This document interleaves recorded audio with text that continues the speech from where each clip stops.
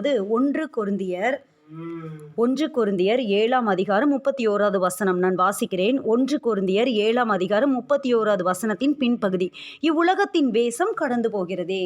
கொரிந்தியருக்கு எழுதின நிருபத்தில் பவுல் அழகா சொல்றாரு, இந்த உலகத்தின் வேஷம் கடந்து போகிறதே. சில காரியங்களை அந்த அதிகாரம் முழுவதும் அவர் சொல்லியிருப்பாரு.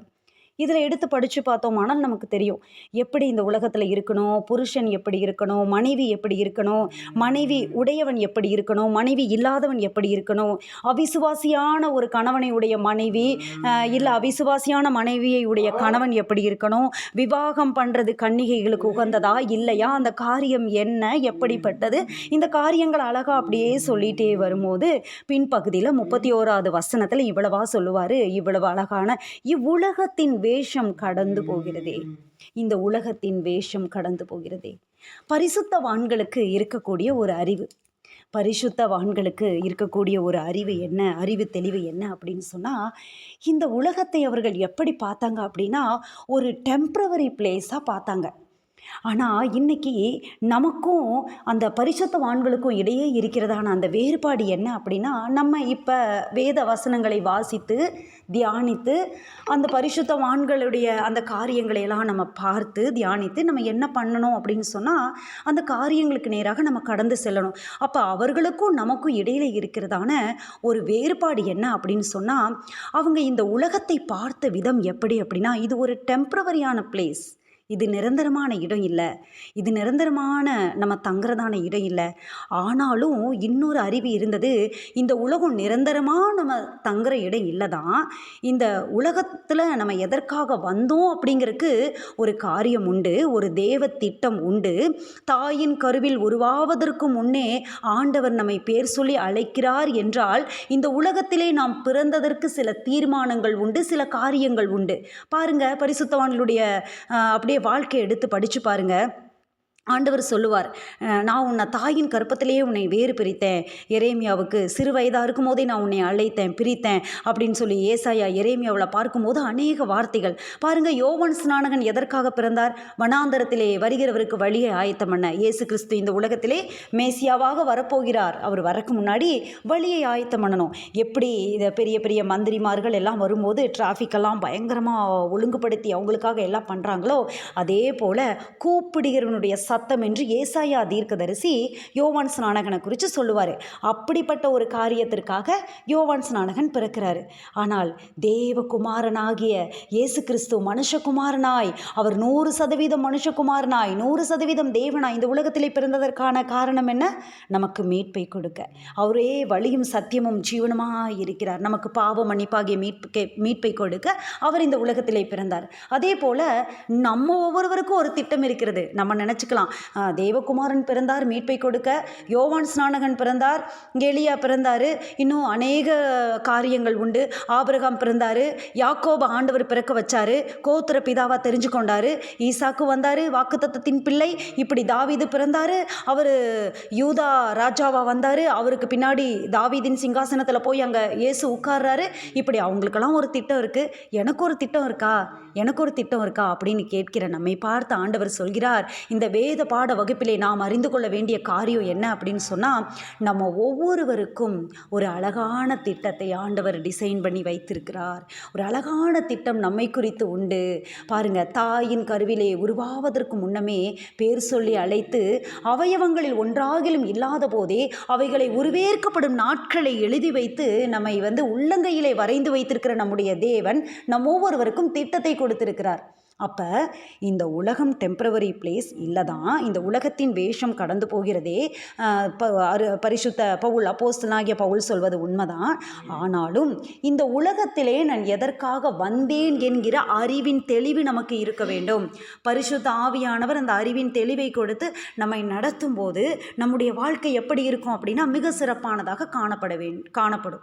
அப்போ இந்த உலகத்தில் ஏன் அநேக பாடுகளின் வழியாக, வேதனைகளுக்கு வழியாக கடந்து செல்ல வேண்டிய சூழ்நிலைகள் ஏற்படுது அப்படின்னு சொன்னால், திட்டத்தை விட்டு நம்ம என்னைக்கெல்லாம் விலகி போகிறோமோ, தேவ திட்டம் நம்ம மேலே இருக்கிற அந்த திட்டத்தை விட்டு நம்ம விலகி கடந்து போகிறோமோ, ஆண்டவர் நமக்கென்று ஒரு டிசைன் பண்ணி வச்சுருப்பார் இல்லையா? நமக்கு ஒரு டிசைன் உண்டு பாருங்கள். ஆண்டவர் நம்மை தனித்துவம் நிறைந்தவர்களாக உருவாக்கி இருக்கிறார்.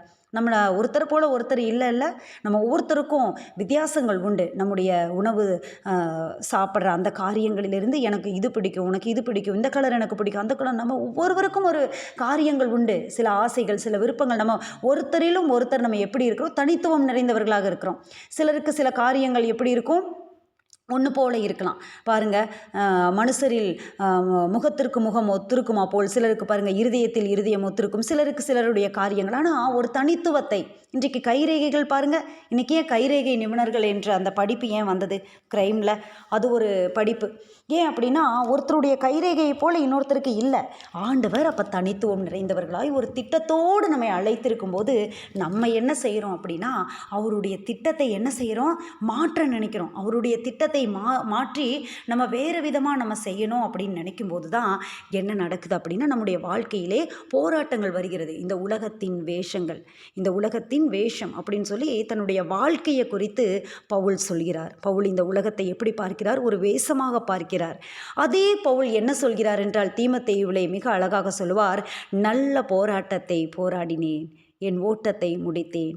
அதே சமயத்தில் நமக்கு இருக்க வேண்டிய இன்னொரு அறிவு என்ன அப்படின்னா, இது உலகத்தில் ஒரு வேஷமான ஒரு காரியம்தான், டெம்பரவரி பிளேஸ் தான். எபிரேயர் 11 எல்லா பரிசுத்தவான்களும் சொன்னாங்க, நிலையான நகரம் இது இல்லை, வரப்போகிற நகரையே அவர்கள் நாடி தேடினார்கள். அவர்கள் விட்டு வந்த தேசத்தை அவர்கள் நினைத்தார்களானால் அதற்கு திரும்பி போவதற்கு அவர்களுக்கு சமயம் கிடைத்திருக்குமே. ஆனால் அதையல்ல, பரமதேசத்தையே அவர்கள் நாடினார்கள். இந்த உலகத்தில் அவர்கள் எப்படி இருந்தாங்களாம், ஒரு வேஷம் தரித்தவர்களைப் போல, பரதேசிகளைப் போல கூடாரத்திலே குடியிருந்து. யாரு? ஆபிரகாம், ஈசாக்கு, யாக்கோபு. எபிரேயர் 11 அதிகாரத்தை எடுத்து படித்து பாருங்கள். எபிரேயர் 11 அதிகாரத்தில் சொல்லப்பட்டிருக்கிற காரியங்கள், வாக்குத்தத்தம் பண்ணிட்டாங்க, வாக்குத்தத்தம் வந்துருச்சு. ஆனால் அவங்க என்ன பண்ணாங்க, இந்த நகரத்தை அல்ல. யோசேப்பு அழகாக வராரு, எகிப்துக்கு விற்கப்பட்டார். அந்த எகிப்தில் பயங்கரமாக அவர் உயர்த்தப்படுறாரு. அவர் நினச்சிருந்தா பார்வோன்கிட்ட கேட்டிருந்தா, ஏன்னா பார்வோனுக்கு அடுத்த ஸ்தானம். எகிப்தில் யாரும் கையையாவது காலையாவது அசைக்கக்கூடாது யோசேப்போடைய அனுமதி இல்லாமல். அப்படிப்பட்ட யோசேப்பு போய் பார்வோன்கிட்ட கேட்டிருந்தா கண்டிப்பாக அவருக்கு 10,000 ரதங்களை கொடுத்து, ரதங்கள் அப்படின்னாலே எகிப்து தான், குதிரைகள் அப்படின்னாலே எகிப்து தான் பேர் போனது, கொடுத்து நீ போய் உங்கள் சகோதரரை பார்த்துட்டு வா அப்படின்னு சொல்லிட்டு போய், சகோதரர்களுக்கு முன்னாடியே நம்ம என்ன பண்ணுவோம், பெருமை காட்டிக்கிறதுக்காகவே சொப்பனெல்லாம் நிறைவேறிடுச்சு பார்த்தியா, நம்மளாக இருந்தால் இல்லையா. ஆனால் பாருங்கள், அவங்க போக விரும்பலை, அவங்க விரும்பலை. அவங்க என்ன பண்ணுறாங்க அப்படின்னு சொன்னால், அதை காட்டிலும் பரம வாசஸ்தலத்தை நாடினார்கள். அப்போ இந்த உலகம் அப்படிங்கிறது நமக்கு எப்படியான இடம்? இந்த உலகம் ஒரு வேஷம் தரிக்கப்பட்டு வாழ்கிற இடம். ஆனால் இந்த வாழ்க்கையில் தான் பாருங்கள், அவ்வளவு போராட்டங்கள், பிரச்சனைகள், வாழ்க்கை ஒரு போராட்டம் அப்படின்னு சொல்லி உலகத்தில் இருக்கிற மனிதர்கள் கூட சொல்கிறத நம்ம பார்க்குறோம். பரிசுத்தவான்களுக்கு அது என்ன? நல்ல போராட்டம். ஆண்டவரை அறிந்த பிள்ளைகளுக்கு அது என்ன போராட்டம்? நல்ல போராட்டம். எபிரேயர் 12:1 சொல்கிறது. எபிரேயர் 11 முடிஞ்சோடனே அதனோட கனெக்டாகவே அப்படியே 12 தொடங்கும் பாருங்க. மேகம் போன்ற இத்தனை திரளான சாட்சிகள் நம்மை சூழ்ந்திருக்க, நம்மை சுற்றி நெருங்கி நிற்கிற எல்லா பாவத்தையும் எல்லா காரியத்தையும் தள்ளிட்டு விசுவாசத்தை துவக்குகிறவரும் முடிக்கிறவருமாகிய அவரை நோக்கி நமக்கு நியமித்த ஓட்டத்தில் பொறுமையோடு ஓடலாம் அப்படின்னு சொல்லி எபிரேயர் 12:1 அழகாக சொல்லும். அப்போ எபிரேயர் 11 அவங்களுடைய அந்த காரியத்தெல்லாம் சொல்லிட்டு, இவங்கெல்லாம் யாருன்னா, இவங்கெல்லாம் இந்த உலகத்தை ஒரு பரதேசி வாழ்க்கையை வாழ்ந்தாங்க, பரதேசியை போல வாழ்ந்தாங்க. இந்த உலகத்தில் அவங்க பெருசாக எதையுமே நினைக்கல, எதையும் அவங்க பெருசாக அவங்க செய்யலை. ஆனால் ஆண்டவர் அவர்களை ஆசீர்வதித்தார். ஈசாக்கு விதை விதைத்தான். ஏன்னா வசனம் சொல்லுகிறது, வேதத்தை காக்கிறவர்களுக்கு, கற்பனைகளின்படி நடக்கிறவர்களுக்கு அதினதின் சகலத்தையும் ஆண்டவர் அதினதின் காலத்தில் செய்வார். அவர்கள் கனி கொடுத்து நல்லா இருப்பாங்க, முதிர் வயதான காலத்திலும் கனி கொடுத்து புஷ்டியும் பசுமையுமாய் அவர்கள் இருப்பாங்க. ஆனால் அவங்க இதை எதையுமே பெருசாக நினைக்கல, எந்த காரியத்தையும் பெருசாக நினைக்கல. அந்த வரப்போகிற அந்த நகரத்தை நாடினார்கள். நமக்கு ஒரு நகரம் இருக்குது, நமக்கு ஒரு வாழ்க்கை இருக்குது, நமக்கு ஒரு நித்திய ஜீவன் இருக்குது. இன்றைக்கி பாருங்கள், இந்த உலகத்தில் இந்த காரியத்தை அறியாததுனால தான் இந்த உலகத்தில் அநேக போராட்டங்களுக்கு நேராக கடந்து செல்ல வேண்டிய சூழ்நிலைகள், சில சூழ்நிலைகளுக்கு நேராக மனிதனுடைய வாழ்க்கை கடந்து செல்கிறது. தன்னுடைய ஆயுசு நாட்களை சில காரியங்களுக்கு கொடுத்து தங்களுடைய வாழ்க்கையை பணயம் வைக்கிறார்கள். தங்களுடைய வாழ்க்கையை அவர்கள் என்ன பண்ணுறாங்க அப்படின்னா விற்று போடுகிறார்கள். பாருங்கள், பவுல் சொல்கிறார் 2 கொரிந்தியர் 5:4 சொல்கிறாரு. 2 கொரிந்தியர் 5:4 நோட்ஸ் எடுக்கிறவங்க நீங்கள் நோட்ஸ் எடுத்துக்கலாம். 2 கொரிந்தியர் 5:4 இந்த கூடாரத்தில் இருக்கிற நாம் பாரம் சுமந்து தவிக்கிறோம். இந்த உலகத்தின் வேஷம், இந்த உலகத்துக்கு ஒரு வேஷம், இந்த கூடாரத்துக்குள்ளே நம்ம இருக்கோம். கூடாரம் அப்படிங்கிறன்னு அவர் எதை சொல்கிறாரு? சரீரத்தை சொல்கிறாரு. நம்முடைய உடல் எப்படி இருக்குது? ஆவி, ஆத்துமா, சரீரம் என்கிற 3 நிலைகளாக மனிதன் இருக்கிறான். சரீரம் இந்த உலகத்தில் நம்ம வாழ்கிறதுக்கு தேவையான அந்த காரியம். அடுத்தது ஆத்துமா. இந்த ஆத்துமாவுக்கு பாருங்க அழிவே கிடையாது. ஏன் அழிவே இல்லை? ஆண்டவர் நாசியிலே மனிதனை ஊதி அவனை ஜீவ ஆத்துமாவாய் மாற்றுகிறார். ஜீவ சுவாசத்தை அவன் நாசியிலே ஊதினார். அவன் ஜீவ ஆத்துமாவானான். அந்த ஆத்துமா அழியாதது. அதனால தான் இப்போ சபைக்கு ஒருத்தர் வரும்போது எப்படி நம்ம கன்சிடர் பண்ணுறோம்? ஒரு ஆத்துமா வந்துருச்சு. இன்றைக்கி எத்தனை ஆத்துமா வந்தாங்க? ஆத்துமா. ஆண்டவர் நம்மை பார்க்கும்போது ஆத்துமா. அதனால தான் ஆத்தும மீட்பு அருமையாக இருக்கிறது. அந்த ஆத்துமா தான் ஸ்பெஷல்.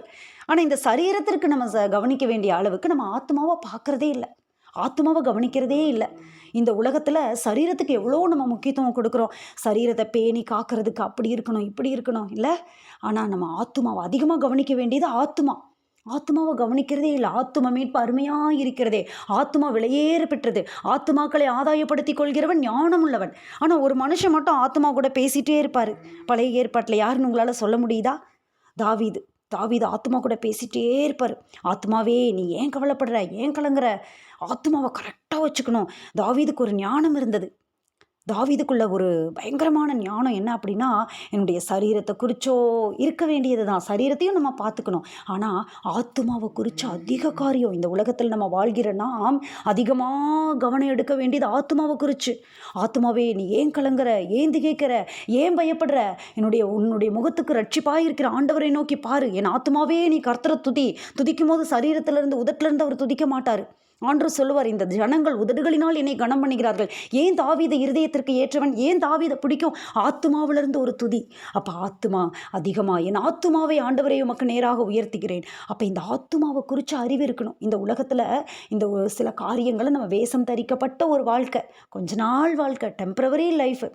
அந்த 1 கொரிந்தியர் 7ஆம் அதிகாரம் முழுவதும் நீங்கள் வாசித்து பாருங்கள். இந்த உலகத்தில் நடக்க வேண்டிய சில காரியங்களை அழகாக போதிப்பார் அப்போஸ்தலனாகிய பவுல். இதெல்லாம் சொல்லிட்டு தான் இந்த வசனத்தை பின்னாடி சொல்கிறாரு. உலகத்தின் வேஷம் கடந்து போகிறதே. சில நேரத்தில் நம்ம என்ன பண்ணிடுறோம் அப்படின்னா, இந்த பிரபஞ்சத்திற்கு ஒத்த வேஷம் தரித்து நம்ம வாழ்கிறோம்.